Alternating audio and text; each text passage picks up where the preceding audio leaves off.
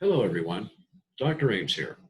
What I'd like to do this time is just talk about some of the basic differences between the 501c3 and the 501c4.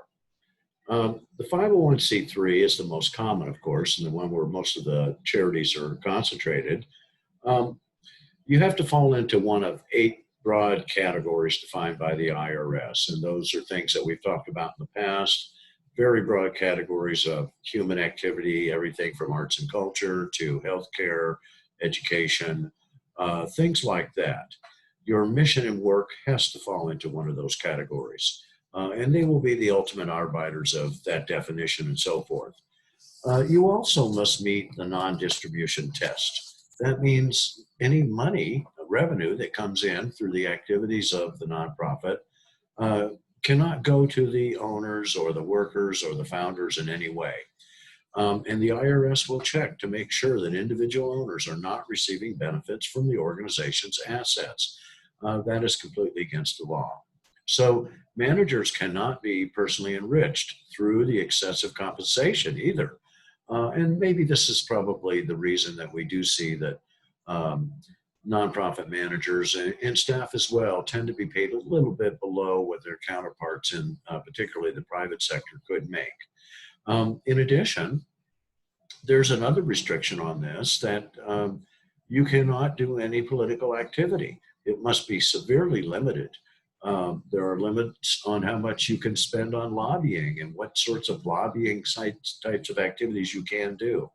You cannot publicly support or oppose candidates for public office. So, in general, the rules are meant to say that if you're going to be a 501c3, you're going to stay out of politics. So, we do have the two types of 501c3s: the public charities, which are organizations which receive most of their support from a diverse set of donors, in general, the public, or from grants and so forth from the government or other foundations. And then private foundations, which are organizations that do receive most of their support from a single donor or a single family, a group of donors, something like that.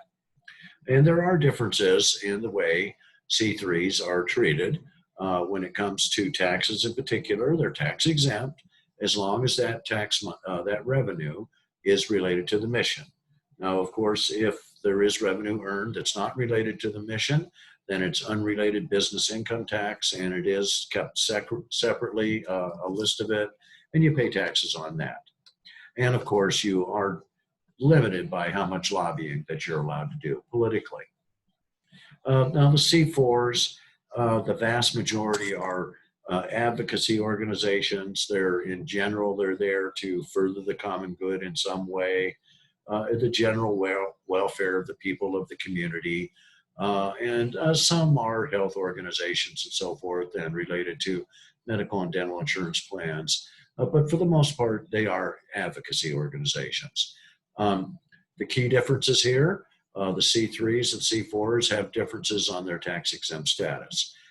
If someone gives money to a 501c3, it's 100% tax deductible, up to 50% of their personal income. Uh, but money gifts given to a 501c4 are not tax deductible.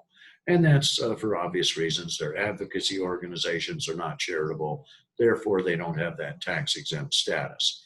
But on the same hand, or on the other hand, the C4 organizations do not face such limitations on political activity as we see on the C3s. So that's where the politics is going to happen in this sector, in the C4 organizations. But even there is a limit to how much these things are going to be allowed to do.